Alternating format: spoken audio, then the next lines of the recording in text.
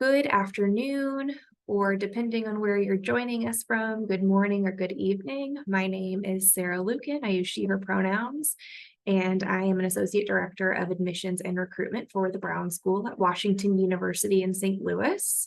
And I'd like to thank all of you for joining us today for this info session with tips on submitting a strong application to the Brown School. This session, we will be discussing application requirements and tips for our master's level programs. So Master of Social Work, Master of Public Health, and Master of Social Policy. If you are interested in the doctoral programs in public health sciences and social work, wonderful, but this session may not be as helpful to you since we will be focusing on the master's level programs. If you've got questions about that, feel free to reach out to us separately. Otherwise, we'll get started. We know that the application process can be a really exciting time for our prospective students, and it's also a stressful time. And so, we want to make sure that this is something that you can navigate easily. And by joining us today, you're kind of getting started on that first step of submitting a really strong application. There are no secrets or one single correct path to applying and being admitted to our program, but hopefully this quick information session will provide a little guidance on how the process will work. A few housekeeping tips before we get started. The session is being recorded, and so if you need to leave at any moment, just know that there will be a recording available to you afterwards. You can come back and watch anytime. You are very welcome to introduce yourself. As I'm seeing in the chat, we have a friend in Southern Illinois, a friend from Florida. So glad that so many folks are here from across the region and are even across the globe. And if you have questions during this session, I encourage you to use the Q&A function for that. I have a few colleagues on this session with me from the Office of Admissions who will be helping with fielding those questions, and I'll answer as many of them as I can during the session, and then afterward I'll leave some time as well.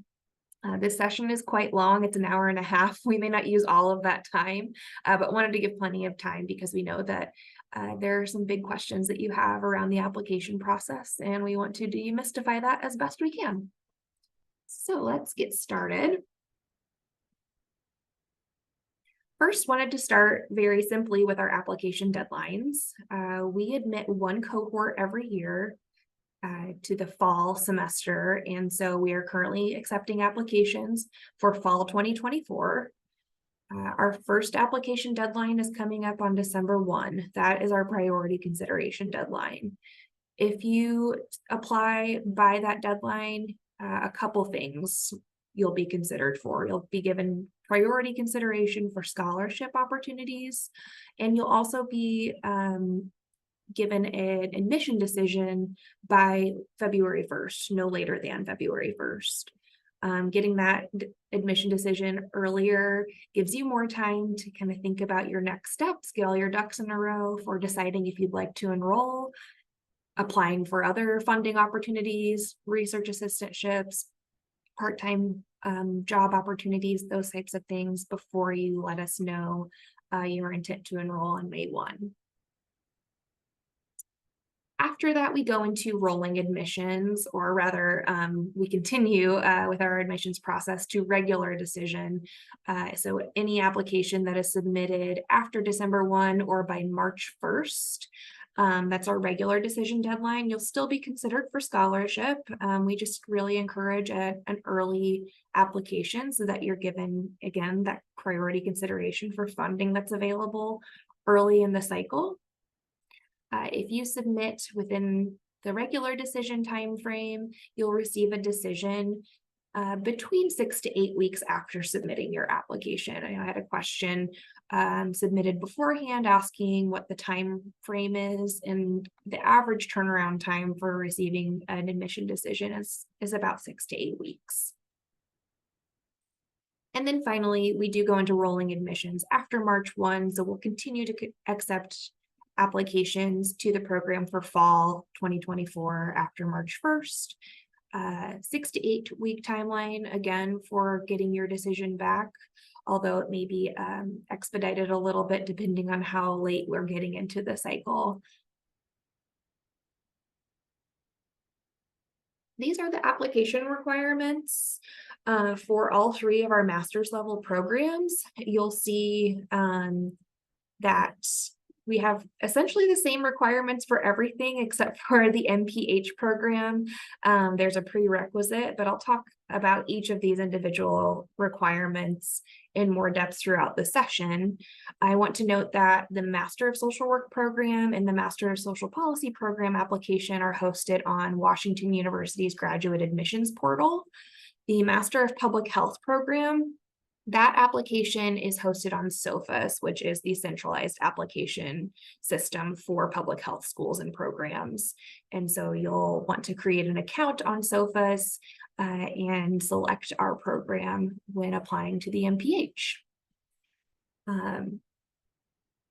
Again, all of the requirements beyond the prerequisite for MPH are essentially very similar for each program. We're looking for a personal statement, which I'll get into the details of more here in a moment. We ask for 2 letters of reference for each of our programs, a resume or CV. You'll notice we do not require standardized test scores, so GRE, that is no longer a requirement and will not be considered as part of the review process. So even if you submit scores along with your application, our review committee will not consider those as part of your application to the Brown School. You'll be asked to submit transcripts from your undergraduate degree program, as well as any other credits that you've received from other institutions. You'll be asked to complete a video interview, which I'll get into more details about soon too. A scholarship form if you'd like to be considered for scholarship. International students are required to show English language proficiency. And then there's an application fee for each of the programs as well. We did have a question about application fee waivers, and there are a few eligibility requirements that you need to meet to be eligible for a waiver to apply to the programs. MSW and MSP, those application fee waivers are processed by our office, and so if you have questions, you can reach out to the Office of Admissions directly. For MPH, the application fee is controlled by SOFAS, and so any application fee assistance that you would like to get for applying to the MPH should go through SOFAS and their fee waiver assistance program. The human biology prerequisite for MPH, there are a lot of different courses that will meet that prerequisite. If you're curious about whether or not you have a course that will meet that, reach out to us and let us know. If you do not have a course that meets the prerequisite, no worries. You'll still be admitted to the program. However, you'll just be required to complete that requirement by the end of your first year in the MPH program, so by the spring semester. A few additional requirements for international applicants. So first, if your transcripts are not in English, you must also provide a certified word-for-word English translation by a foreign credential evaluation report. So ECE, FIS, WES, WES, those are some preferred report services that you may use.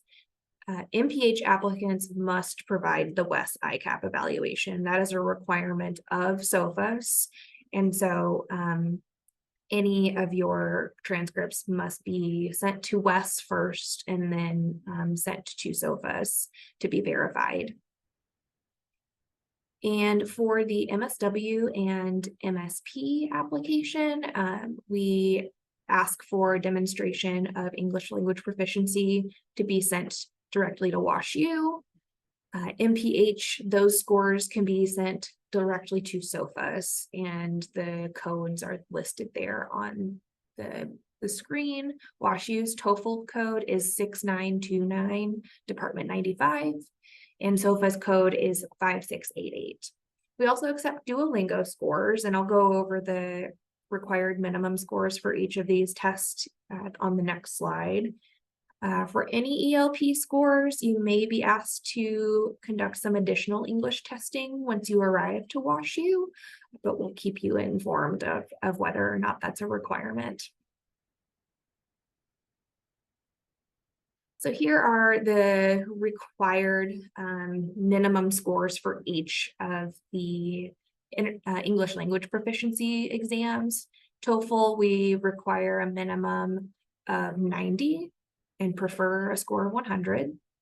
IELTS, a minimum overall band score of 6.5 is required, but we prefer a 7.0. And for Duolingo, we require a minimum score of 115, with a score of 125 being preferred.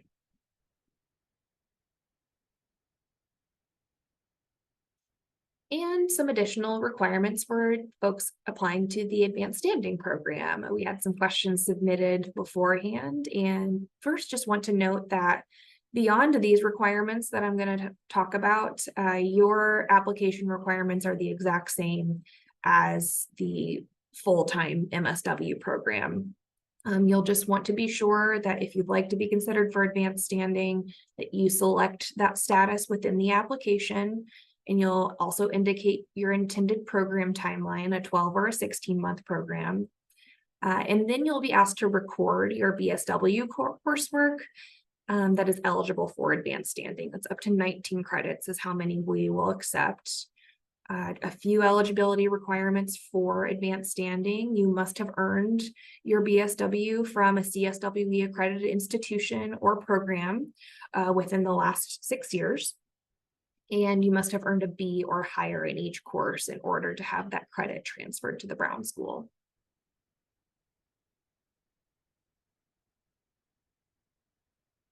If you are an international student with a BSW or a bachelor's degree in social work, you must complete the CSWE International Social Work Degree Recognition and Evaluation Service, otherwise known in our office as ICE words. You'll want to start this process as soon as possible because it can take 45 days to receive a determination letter. You can apply to the program without having ICE words complete, but we recommend that you do submit to the service as soon as possible so that your courses can be evaluated properly and transferred to the Brown School for advanced standing credit. When you apply for ICE words, you'll want to list the Brown School mailing address in the determination letter section. That way your determination letter is sent directly to us.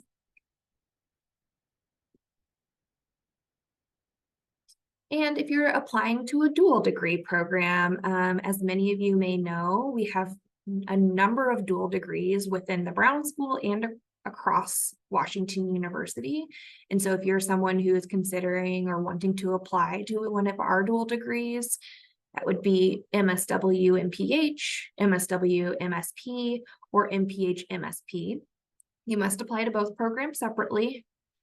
You must be admitted to both programs. You only need to do one video interview for a dual degree though, and you only need to submit one supplemental form for scholarship consideration. If you're unsure if you want to do a dual degree, you can apply for just one program right now. If you're interested in the MSW and PH dual degree, you do need to apply to that during your first year in the program. You won't be able to apply to it in your second year of the MSW or the MPH. So in your first year, and then if you're interested in adding the MSP, you can apply to that program during your first or second year in the MSW or the MPH program.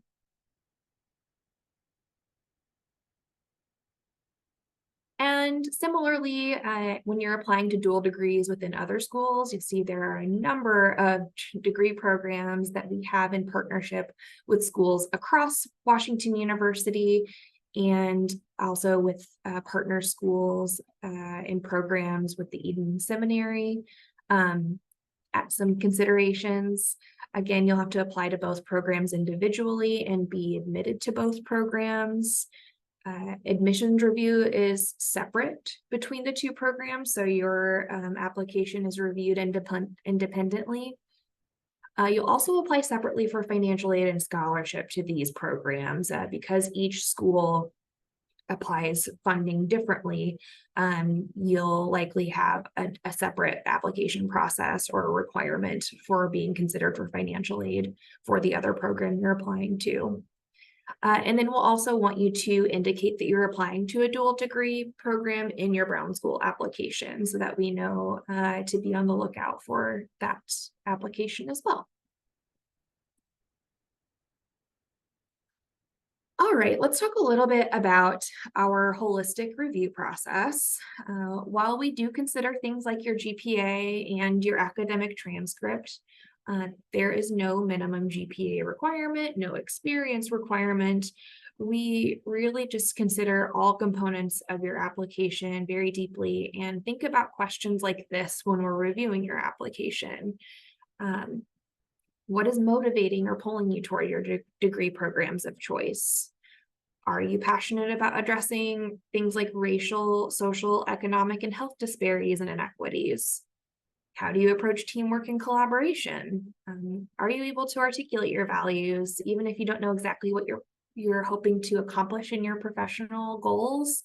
How do you feel that you'll apply your values in the work that you'll do later on? And then, of course, how is the Brown School a good fit for your academic and professional goals? We want you to see yourself fitting at the Brown School as much as we see you fitting here. And so being able to articulate those things in your application can really make a difference in the strength of your application to our school. And we just want to note too that holistic review is designed to build a community of individuals whose unique set of personal experiences, previous leadership roles, and professional aspirations will flourish within and enhance our outstanding community of advocates, activists, and leaders, and all guided by a social mission. Now, there isn't one type of Brown School applicant or even one type of Brown School student.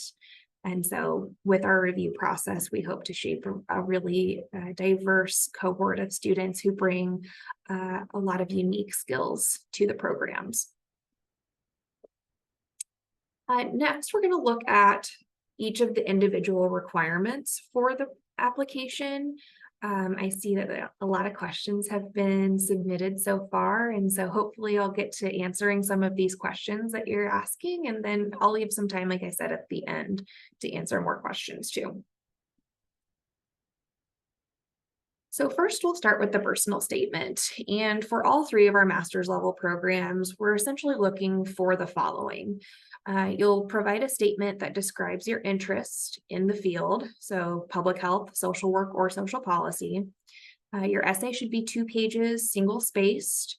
We had a question about formatting, and while we do ask that it's 2 pages single-spaced, we don't have really a specific around the type or the font size, the average spacing. As long as it's consistent, you're using a consistent format. We're not specific around APA or MLA or any of those types of formatting, but just a consistent format across your writing and something that's easy for us to read too. Try to avoid really tiny font, but you can make the margin smaller if you need to. Any of that to make sure it fits on those 2 pages. When you're writing, we want you to include the following information. 1, talk about significant factors influencing your decision to pursue your degree. What is your why? What is it that's pulling you toward this field and this degree, and why does it feel like a good time for you to do this? Next, we want you to talk about your career goals and your relevant leadership experiences that will contribute to your overall success as a grad student and in the profession. These can be leadership experiences that you obtained through your undergraduate program or postgraduate if you have had some time outside of school to get some experience under your belt. We want to hear about how all of those types of skills will apply to your potential to do well in the program. We also want to hear more about your personal commitment to social change. Again, kind of tying it back to your why, and why is it that you want to pursue this degree, and what is it that you're hoping to accomplish with the degree. And then finally, and I mentioned this earlier, but list some specific reasons the Brown School is a good fit for your educational and professional goals. Talk very specifically about aspects of our school that really align with your interests, and how you see yourself fitting into our community.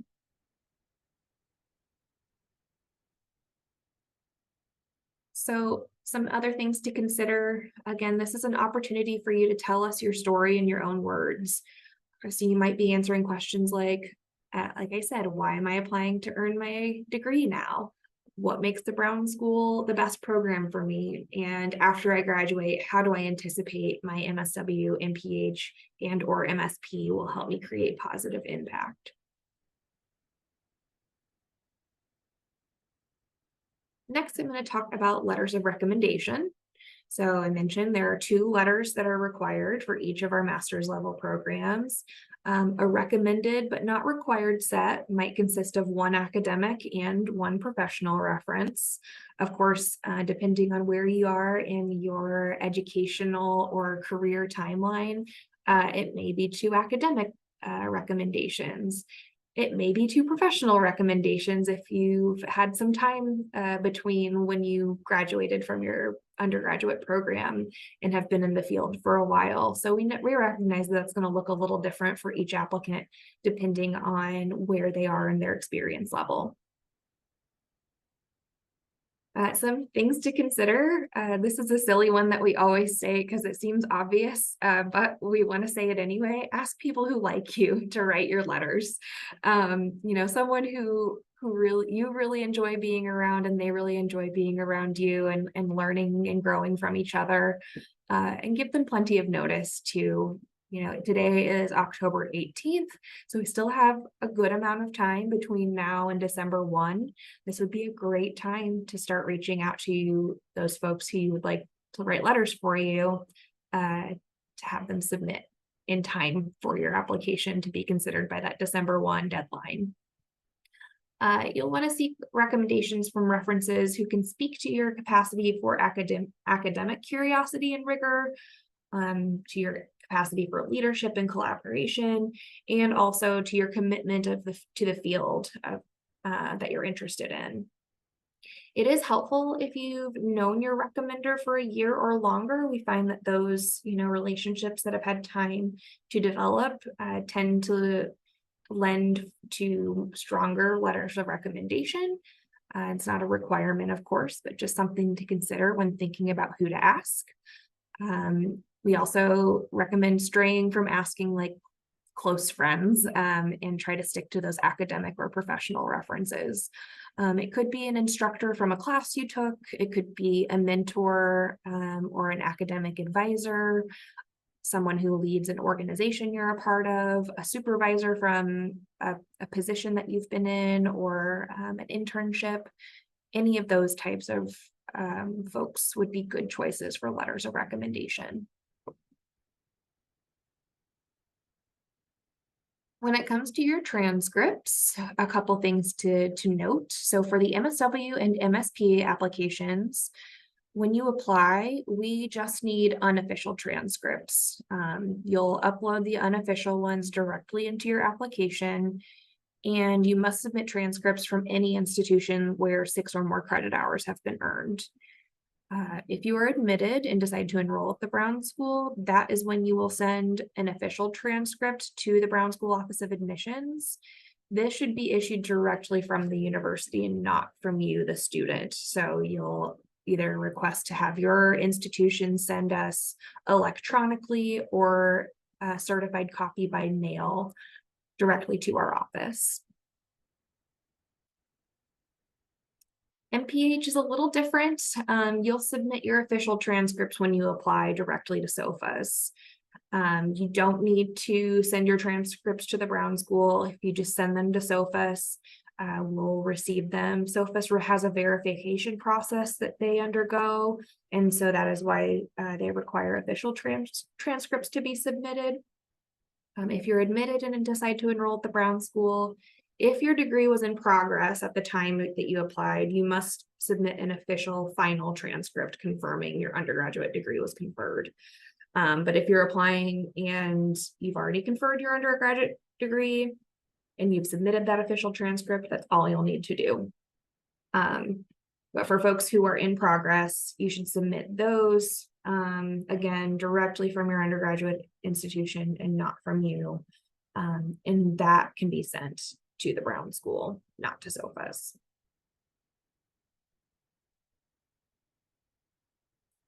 Next, talk a little bit about your resume or your CV. First, we don't have a preference for formatting or type. Resumes or CVs, either one is great. We just want it to be comprehensive.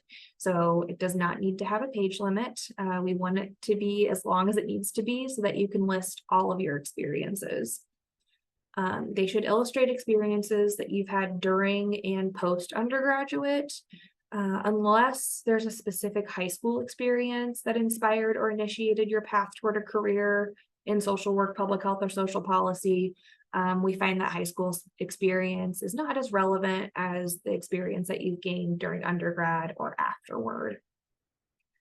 We had a question too that I thought was really good, and I wanted to read that one aloud. Someone mentioned that having prior work experience is a valuable asset when it comes to selection process for, this is specifically speaking to the MPH program, but for any graduate program you're applying to. Of course, when we are answering questions about experience, a lot of times those are posed with a focus on post-bachelor's completion. So looking at experiences that you've gained after you've graduated from undergrad. And that kind of gives the impression that those of you who gained work experience during your undergraduate years have fewer years of relevant experience. And would like an opportunity to specify that you were employed before completing your bachelor's degree. That's great. And that's absolutely valid and valuable experience that we want to see. I talked earlier about the holistic review process, and part of that is, recognizing that we have applicants who are coming to us from all stages. We have large number of students at the Brown School who joined us directly after undergrad. And so, of course, you may not have had time to get any of that postgraduate experience because you're moving directly from your undergraduate program into a graduate program. And we recognize that. And so we're kind of, in a sense, meeting you where you are in your educational and career journey, and considering that when thinking about your potential and the strength of your application. And then if you worked before you went to undergraduate school too, that's great as well. Really any experience post high school, I would say is really valuable for us to hear about.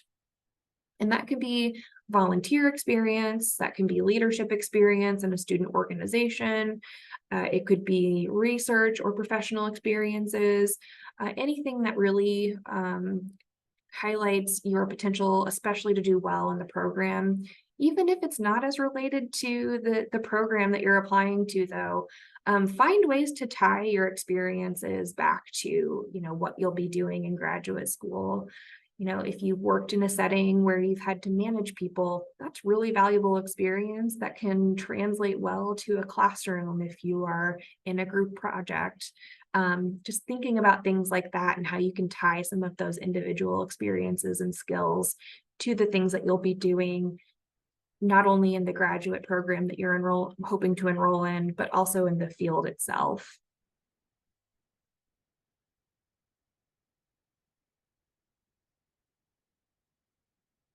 All right. I have lots of questions about the video interview, and so I want to demystify that process a little bit for you now. So we ask to have you submit a video interview on a platform called Kira.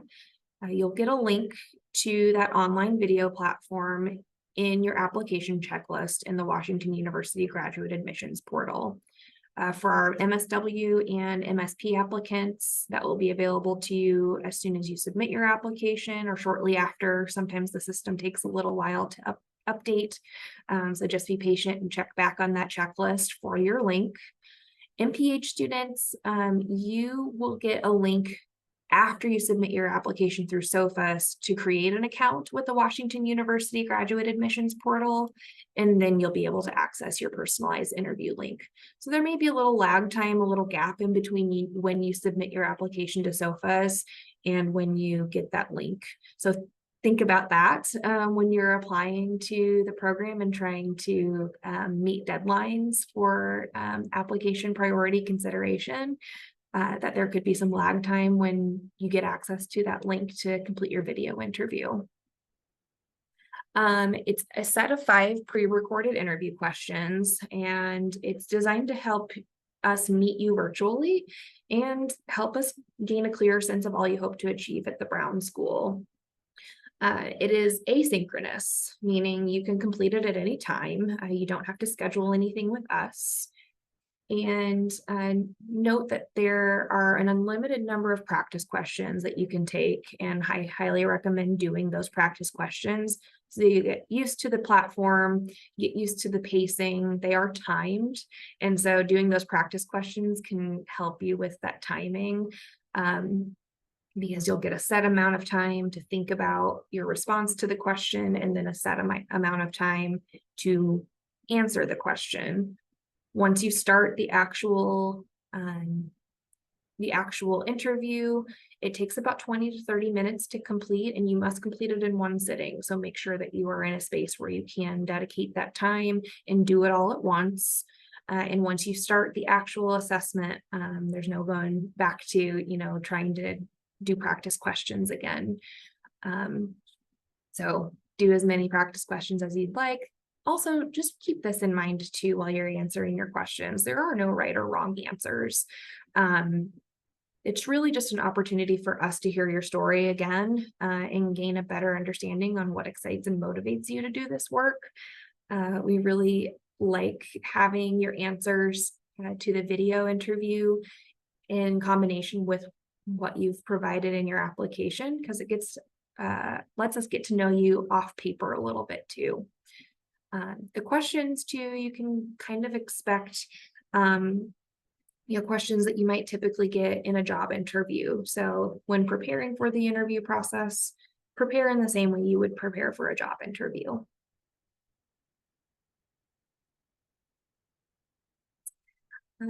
Also, we had a lot of questions about scholarship and funding opportunities. And so for anyone who would like to be considered for funding from the Brown School, you must submit, along with your application, our scholarship consideration form. Note that requesting aid does not impact admissibility, and so it will have no bearing on whether or not you're admitted to the program. All students requesting scholarship support will receive an award. Want to note that most scholarships from the Brown School are partial tuition awards, and so your tuition costs will be covered likely through a combination of awards from the Brown School and then other funding sources too. I can answer any questions about those, or you can reach out to us individually if you have questions about other places to get funding for your graduate studies. So we know that this is a huge investment and an important consideration when thinking about going back to school. For the MSW and the MSP application, this form is included in the Brown School application. And then similar to the video interview, MPH folks, you'll get that form once you've created your Washington University Graduate Admissions Portal, and instructions will be provided after you submit the application. In the form, we're going to ask questions about your eligibility for specific being involved in specific types of groups, if you are interested in specific areas of study, and then we'll also ask about your unique financial situation if you'd like to provide that information, because our scholarship considers both merit, so the strength of your application, and need, so financial need is considered as well. All right, and so here on the screen, I'm going to leave this up for a moment, are links to all of our applications. So you can scan the QR code with your phone to get linked to the application for each of our master's programs. Now I am going to move to questions. I'm going to look at the ones that I had submitted beforehand first, and then I'm going to get to the ones that are in the Q&A because I see quite a few queued up there, which is excellent. Thank you so much for being so engaged and asking so many great questions during the session. Okay, so first, I had a question that I think was really great and want to acknowledge this. If you're an applicant who had a life-changing event, something, an extenuating circumstance, something that may have negatively impacted your academic performance, or if you have a gap in your experience because of this life event, this person wanted to know if there's a place to express that in the application.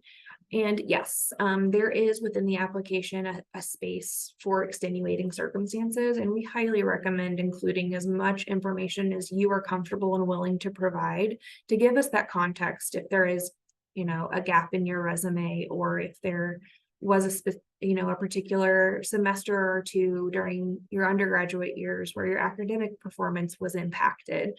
We want to know the full context of, what was going on at that time, and that can help us to just know you better and know more about the why behind some of the things reflected in your application. So please share as much of that as you are willing, because it really helps us from an application review committee standpoint to know that information about you and get a clearer holistic sense of who you are. Another question. We did have a question about acceptance rate, and so I want to kind of shed some light on that and share that because of our holistic application process, we are admitting applicants based on their individual admissibility. We are not comparing you to your peers and setting aside a set number of seats. If you are admissible to the program, we want you to join us if you can. And so our acceptance rates aren't shared because of that holistic review process. We had a question, and this may have been from someone who was curious about more of the doctoral program application requirements. And other MSW or other programs may require this too, but asked if there was a requirement for a social needs paper, or maybe this is something like an analytical essay or a writing sample. There are no requirements for that for the master's level programs. It's really your personal statement that is your kind of most substantial written piece that you'll be providing. And my piece of advice is to, if you're spending a lot of time on your application, really dedicating the most time to that personal statement and making sure that you are answering the prompts fully and giving us as much information as you can in those 2 pages. We also had a question about selecting your concentration of study as part of the application process, which you will. So within each of the programs, Master of Social Work and Master of Public Health, you'll note that there are concentrations. Master of Social Work also has specializations that you can choose to, and so you'll select that when you apply to the programs. Note that you won't be applying specifically to the concentration, though. You'll be applying to the program at large. And so when considering that, just know that you can change your concentration if you are on the fence right now and kind of thinking between a couple concentration areas. So know that that's not going to have an impact on your admission to the program. It just gives us a better sense of what you're hoping to do at the Brown School and helps us prepare for the incoming cohort so that we know what you're hoping to study. If you are selecting the individualized concentration for Master of Social Work, we will ask you to share a little more about what you hope that individualized course of study will look like and what you're thinking in terms of planning wise. Some planning is required for doing an individualized concentration, and so just having a little bit of a picture of what that might be before you get here can really help with setting you up for success once you're in the program. All right. Those were all of the application related questions that were submitted beforehand. There were some other questions related to funding and the program that I can answer too if I've got time, but I want to get to the questions that were answered or were asked during this session. And so I'll start from the top. And what would you suggest are ways we can make sure our personal statement is as strong as it can be? Great question. So I shared a little bit of things already to consider when thinking about your personal statement. Something else that I just want to emphasize again is really following the prompts. We try not to pull the wool over anyone's eyes.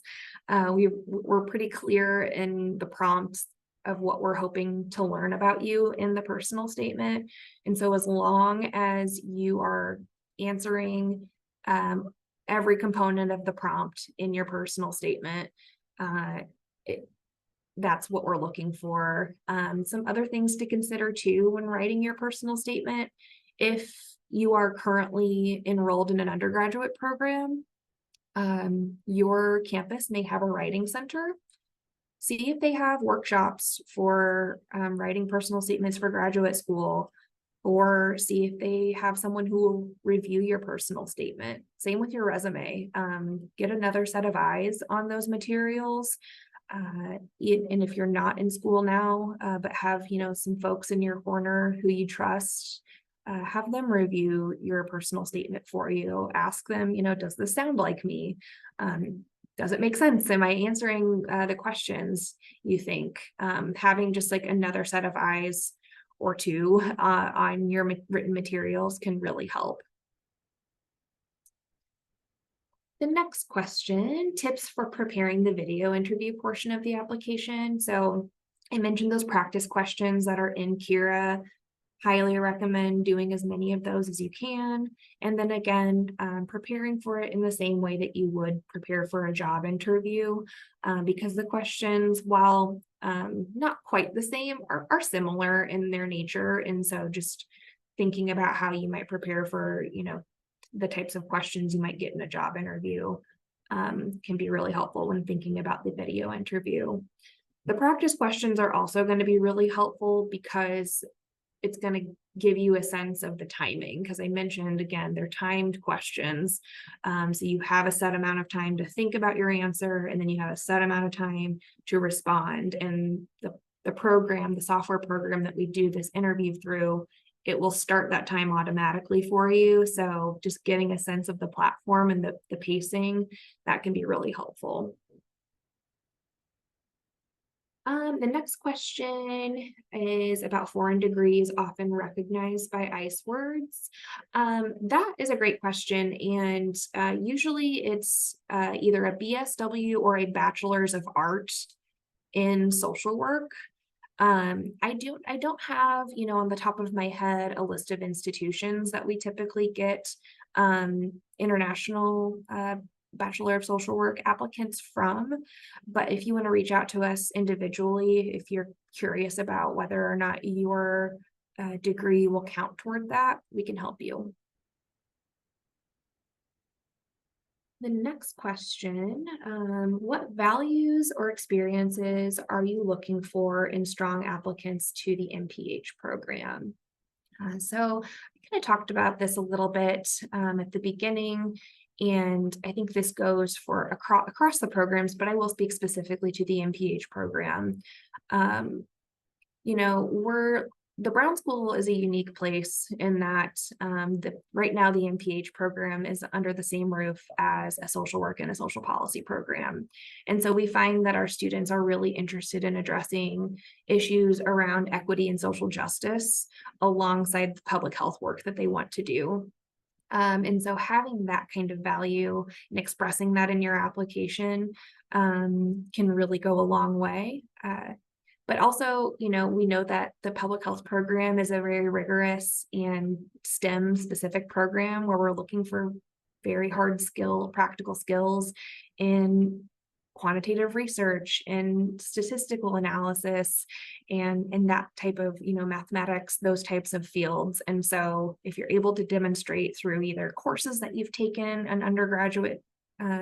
your undergraduate studies, or through research experiences that you've had, those kinds of skill sets, that's also really helpful. None of these things are required. I want to really be sure to mention that too. I'm talking about types of things that can make a strong application, but are certainly not required and not the only thing that makes a strong application to our programs.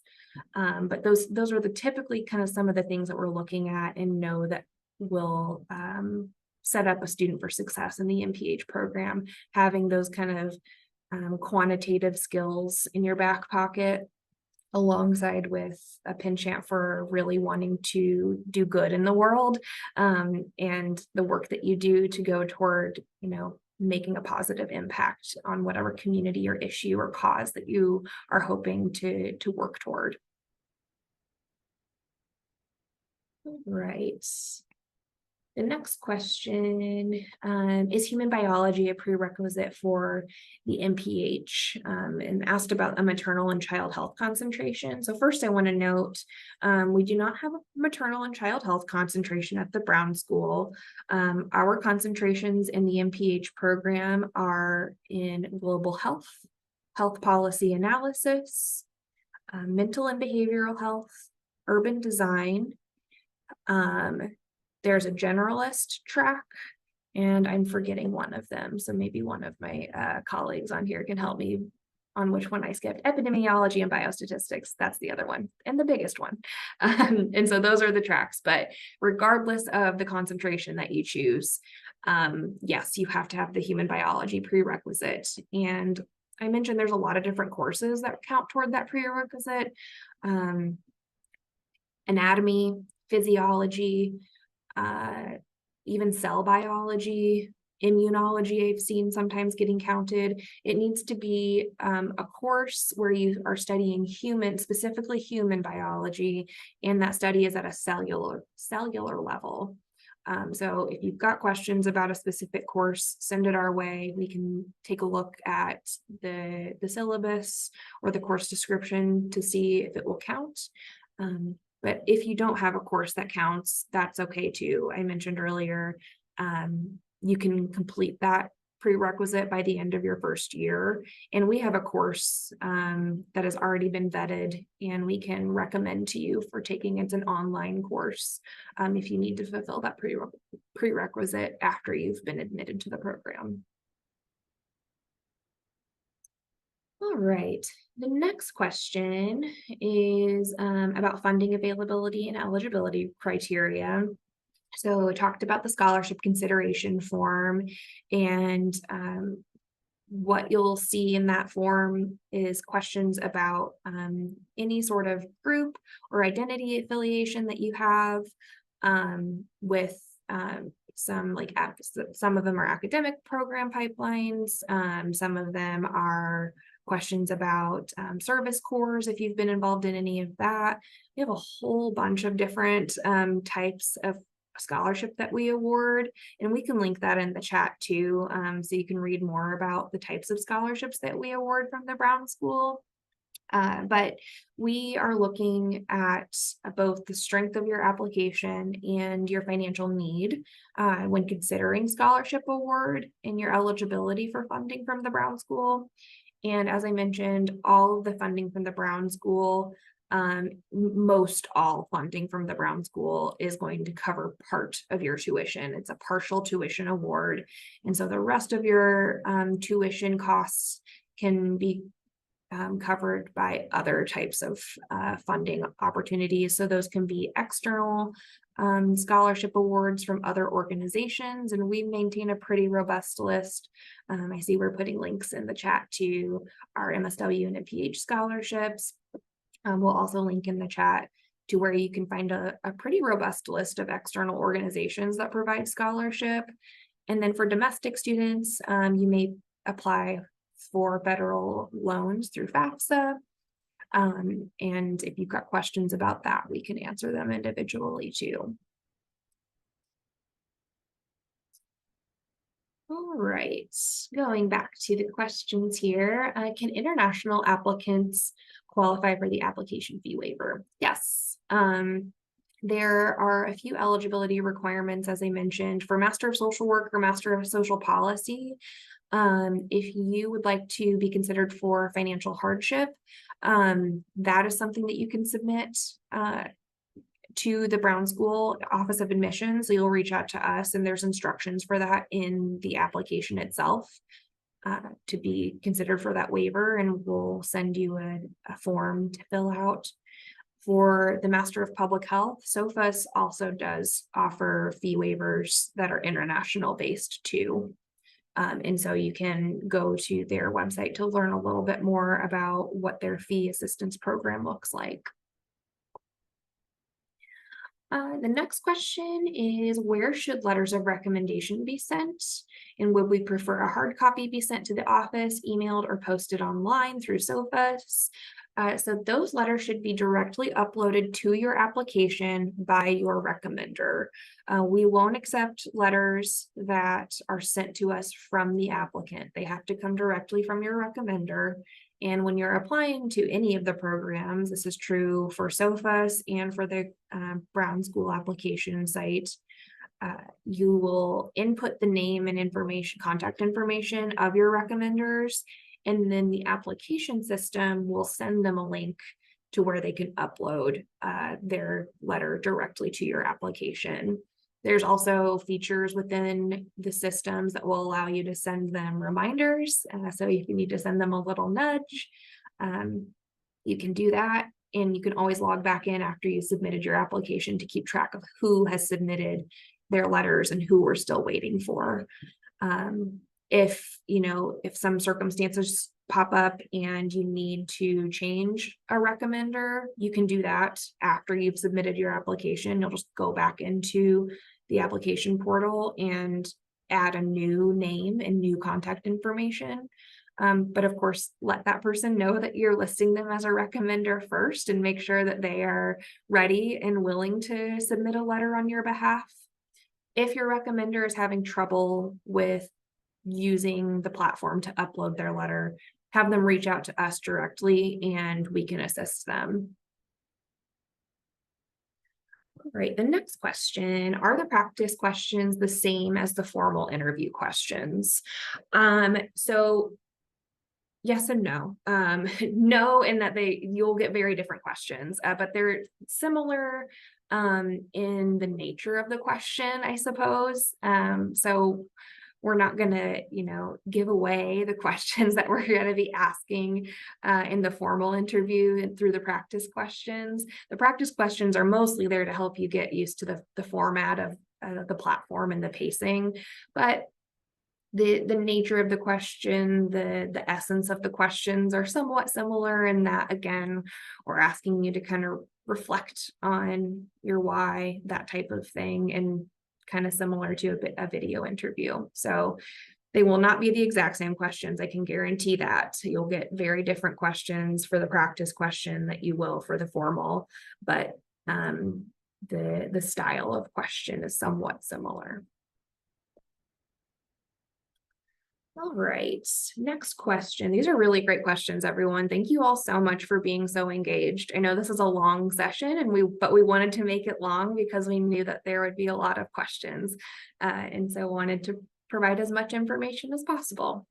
The next question is, should our resume include just the description of what we did, or should we also mention on the resume how that experience relates to our goals area of study? That's a really great question. It's up to you how you would like to, format that. I've seen some folks format their resume where they'll list, relevant experience first, or they may decide to provide a little more context in your resume. It's certainly not required. And really the personal statement is where we're looking for you to connect those experiences to your goals. And so my recommendation would be to use the personal statement as your means of connecting your experiences to what you'd like to do, both in the graduate program you're applying to and in your professional goals.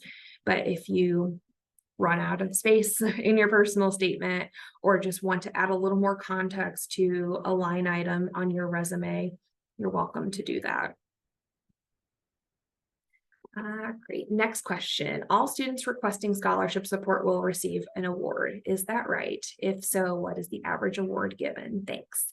Great questions. Yes, that is right. If you are asking to be considered for scholarship and you are admitted to the program and you've completed all of the required steps that we ask, which is completing the application in its entirety, and submitting that scholarship consideration form, you will be awarded scholarship from the Brown School if you're admitted.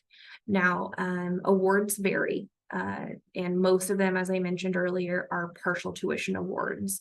There are really a very, very, very limited number of full tuition awards.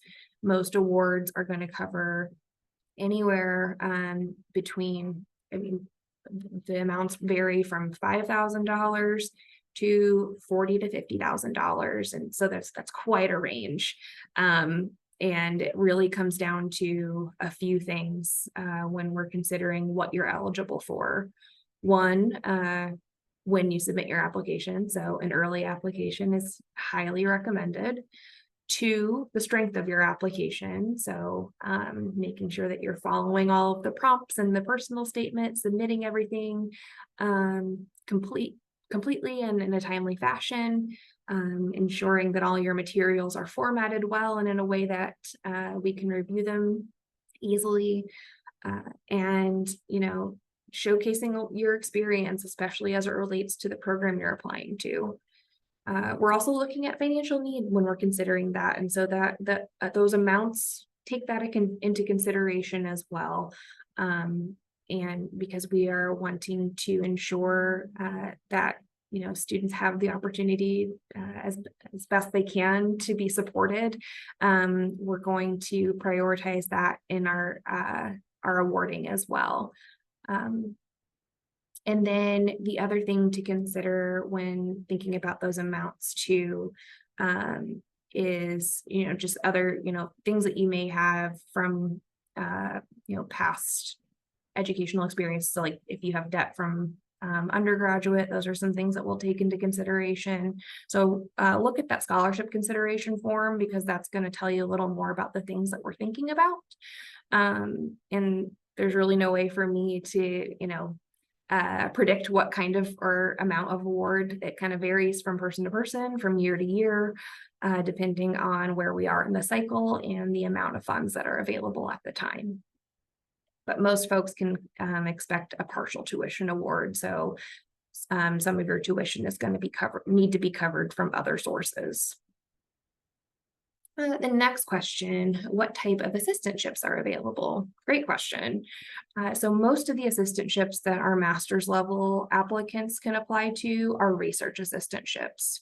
We will start promoting those types of positions usually in January is when we start finding out about them from faculty and research centers. So those positions are hosted either by faculty or by one of the many research centers that are here at the Brown School. And as soon as we find out about a position that may be open to incoming students, we'll share that out. We have a page dedicated to campus-based positions on our website. And so we'll direct you to that after you've been admitted to the program or as you're kind of considering funding opportunities, because you can apply to those positions even while you're waiting for your admission decision. You do have to have applied to the program first and then apply to one of the assistantships, but you can apply to those during the process, and we'll share those out when we find out about them. Aside from research assistantships, there are also some campus-based positions, so some fellowships.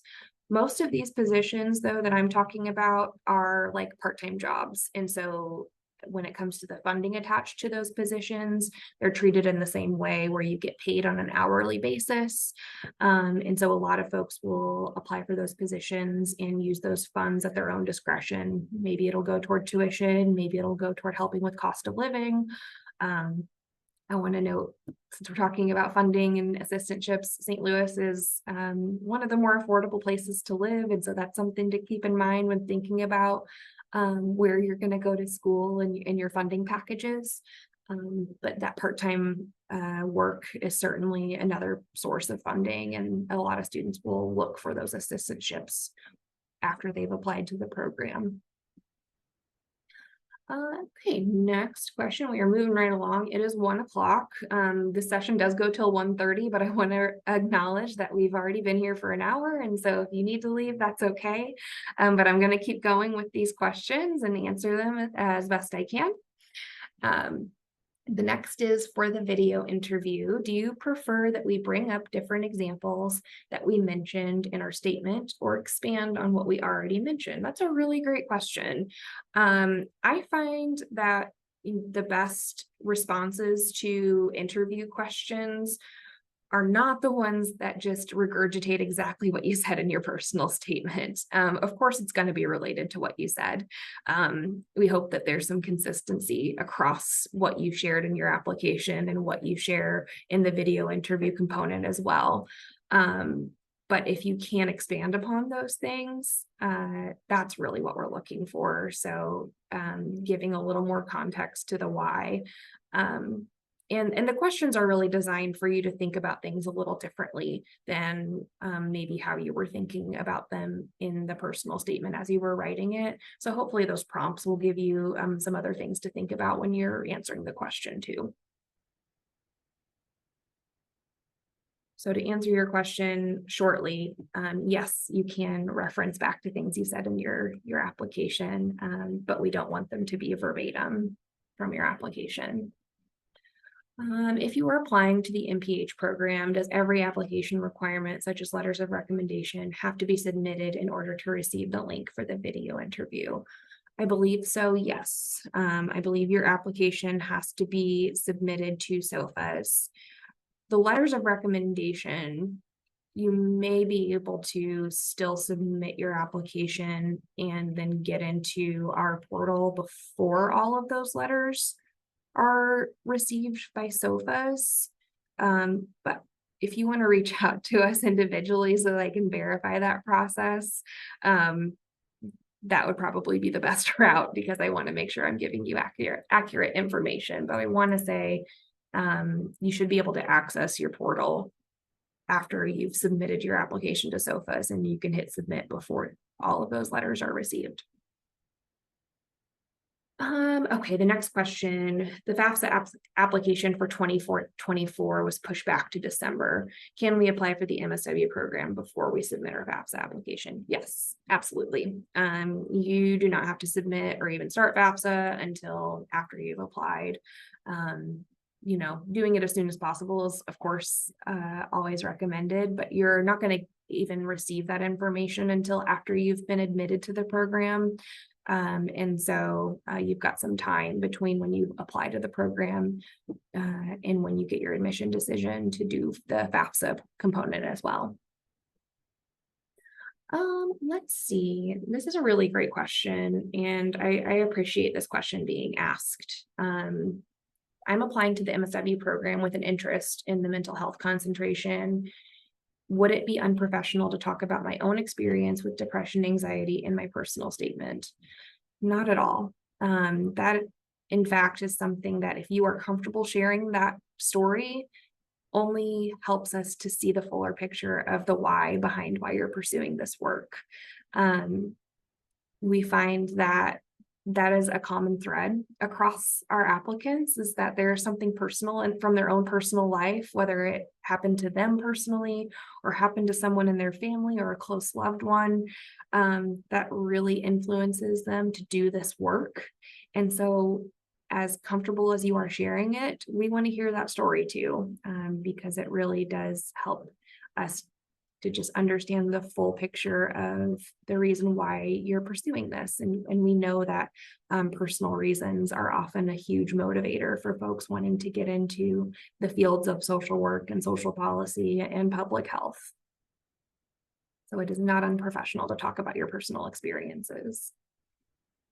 The next question, any tips or information on the MSW sexual health and education specialization? Is it a popular choice? It is a popular choice. It's a really unique one. There's not a ton of MSW programs that offer that type of a specialization, and so we're really proud of that specialization. And I think for folks who are interested in pursuing that specialization, again, just talk about your why. And as I just mentioned, there could be personal stories attached to that. It could have to do with your own, educational experiences, maybe something you learned along the way that you would like to expand upon your learning in a master's program, or maybe it's attached to the type of work that you would like to do as a clinician, because we often see, students who are hoping to go into a more clinical route, choosing that sexual health and education specialization, to kind of supplement the things that they're learning in the mental health field and capacity. So if you want to learn a little more about that specialization, or really any of our specializations, you can reach out to our office individually. We'd be happy to share more and even connect you with folks in the program who are either enrolled in the specialization or teaching in the specialization. All right. Such great questions, everyone. Thank you. Thank you for keeping them coming. The next question is how to tackle gap years in the personal statement, post-undergrad gap year. Should I include it in my resume too? Yes, please acknowledge your gap year and explain what you did during that time. If there were extenuating circumstances to the reason why you took a gap year, we want to hear about that. And so, you can either use your personal statement to talk about that, or if you'd like to use that field in the application where we're asking about extenuating circumstances, you can use that as well. And then there's a couple more questions in here. December 1st deadline, is that the final deadline for financial aid? No, it is the priority consideration deadline for being considered for funding from the Brown School. And so that's scholarship that is awarded to you from the Brown School when you're admitted to the program. It's that scholarship consideration form that you fill out. You can continue to apply for, or we continue to accept applications for the program and thus for scholarship consideration after December 1. March 1 is our next deadline. Those deadlines are there to kind of help keep you, on track with completing it in a timely fashion and being considered early for those opportunities, because as we go later into the cycle, funding opportunities begin to deplete because we're awarding them. And so you're putting yourself in a good position if you apply early, but that is not the final deadline to be considered for funding. Same goes for if you're applying for federal aid through FAFSA. That deadline is different, and we can provide that to you too if you want to reach out to us individually. I don't have that date off the top of my head, but you have time for that as well. All right, next questions. Do you accept self-reported IELTS results? You can self-report, but we do need to have the official results from IELTS sent to either us in the graduate admissions portal if you're applying to MSW or MSP, or you need to have them sent to SOFAs directly. And if you've got more questions about that, you can reach out to us and we can provide the details on how to send those scores. And then the next question, is it possible to complete the MPH program in 1 year instead of 2? It is not. The MPH program does not have an accelerated timeline. It is just the full program, which must be completed across 2 years. There are credit caps that have been put in place. And so the most credit hours that you can be enrolled in at a given time, I believe, is 15 credit hours. And the program is 52 credit hours. So it does take those 2 years to complete it. All right. Next question. I'm a medical student from Nigeria, medical graduate. Congratulations. Which is easier for me to get into, MSW or MPH? Well, I don't know that there's an easier one to get into. I think it really comes down to what you want to do, what your career goals are and aspirations, and which of the programs align more closely with what those goals are. If you're hoping to continue in the medical field and, do work at the, population level, the public health program may be a good fit, and a natural progression to your medical studies. But the social work program is also, there's a lot of overlap with the health fields and in social work. And so it really depends on what you want to do, and how you see yourself applying the knowledge that you gained from the medical program to the graduate program that you're applying to. So I wouldn't say that there's one that's easier or harder. It just comes down to what makes the most sense for you and if you can articulate that in your application. All right. So one more question, and then I'm going to go move on to next steps. A question again about application fee waivers as an international student. So if you're applying to the MPH program, you'll request a fee waiver through SOFAS, and we can post that link in the chat to where you can find the SOFAS application fee waiver process. And if you're applying to MSW or MSP, reach out to us directly at brownadmissions@woodstool.edu. I'll share that information here next. All right, so mark your calendar.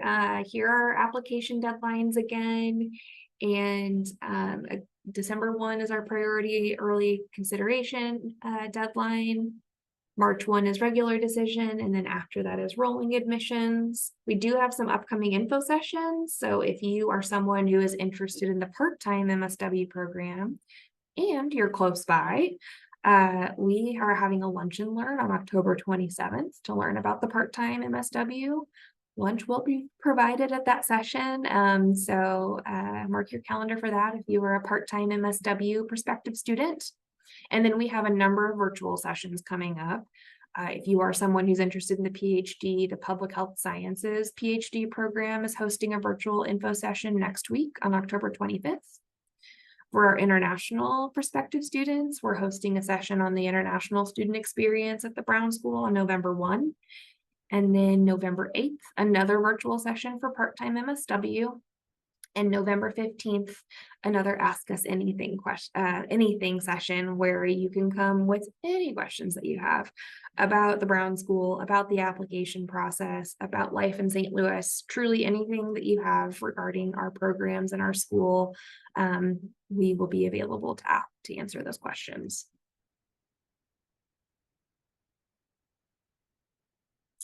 If you would like to learn more in the meantime, you can schedule a visit. You can do a virtual visit or in person if you're close by.